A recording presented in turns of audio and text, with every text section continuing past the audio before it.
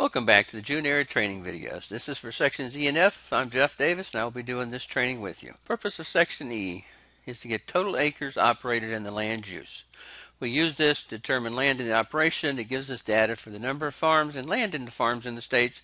And it also helps us get data for our state estimates for cash rents. Up until this point, your interview has been focused on just the acres inside the tract. Now you're shifting to the entire operation. So if he has land in other places, areas, this is where you would record all that. So remember, total acres operated, not just the acres in the tract. There's a nice little place for you to check to make sure you did this correctly. If his total acres is less than the tract acres, then you know somewhere you made a mistake.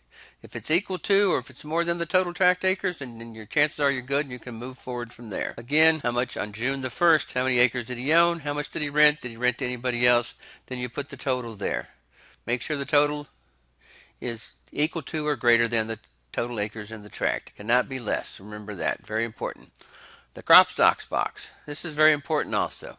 On page 8, at the top of page 8, you're going to have this. Here's the crop stocks box checked on page 3. If it is, you continue forward and you ask sections E and F. If it's not checked, you get to skip sections E and F and go to straight to the hogs and the pigs. Very important. This is what it's going to look like when it is checked. There's been a new question added about fruits and nuts this year. If you've done June area before, this was not there. So basically we're asking if they have any acres, fruit trees, grapevines, tree nuts, berries, excluding strawberries, and or if they have Christmas trees. And then how many acres. Just a simple, do you have any of these and how many acres? We don't need to know exactly which kind it is, just a rough number of acres if they have any of those at all. Section E.1. GM, genetically modified crops on the total operators operated. Provides data for state estimates of acreage planted with biotech seed varieties, otherwise known as genetically modified. This gives us data to kind of know how much and how quickly these biotechnology is growing in agriculture. NASS publishes corn, soybean, and cotton acreage planted with biotech seed varieties, also again known as genetically modified. This is where you would put it down. Was corn grown? If yes, how many acres have the different. Now your operators are going to know if it was a stacked gene, if it's a herbicide resistant only, or if it's BT only. You don't need to know exactly what those things mean. The operator is going to know if he has those things. You ask the same question. Did you have soybean acres? Did you have any of these? Same thing for cotton. Those are the 3 areas that we're looking for GM crops. Some examples of trade names. The herbicide resistance, that's Roundup Ready, that's Liberty Link. BT is Yield Guard, Herculex. So if they're not sure which it is and they give you a name, write the name on the paper and we can figure out which category it's supposed to go in. Thing here. Section F, grains and oil seeds in storage. Basically we want to know what they have stored. Important thing to remember is only what's stored on their operation. If they have crops at the commercial storage or in the silo that's not theirs, they don't get counted here. Just what's on their operation. We're asking about whole grain corn, soybeans, sorghum, wheat, oats. And we also like to know if any of this was harvested in 2018.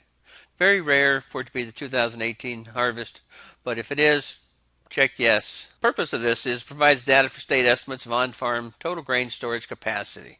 We like to know how much can be stored on the farms across the states. Also provides data for state estimates on the quality of grains and oilseeds stored on the farms. This is published in our quarterly grain stocks report. What counts as storage capacity? Exclude ground storage and structures not normally used for whole grains or oilseeds. And again, be sure to exclude any storage at commercial elevators.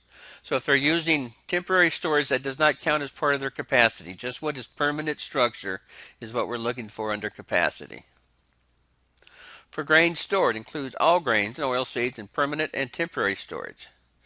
Any unprocessed whole grains, even those intended for feed, these are things you include.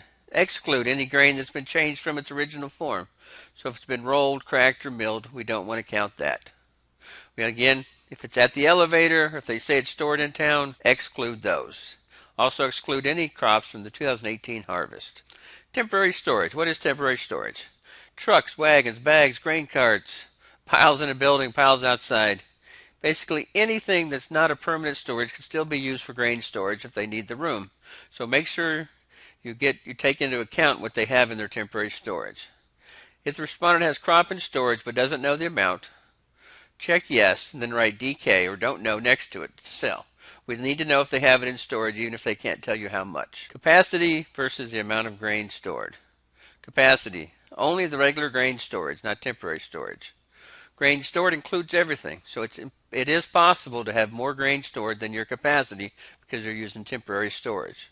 And once again, neither of these numbers include anything that's stored off farm. Things to remember, section E and F are for the entire operation, not just the track. You get to skip section E and F if the crop stocks box is not checked. Storage is for on-farm only, not for commercial storage. And the total crop stored can be greater than capacity if they're using temporary storage. Those are the things to remember when you're filling out sections E and F.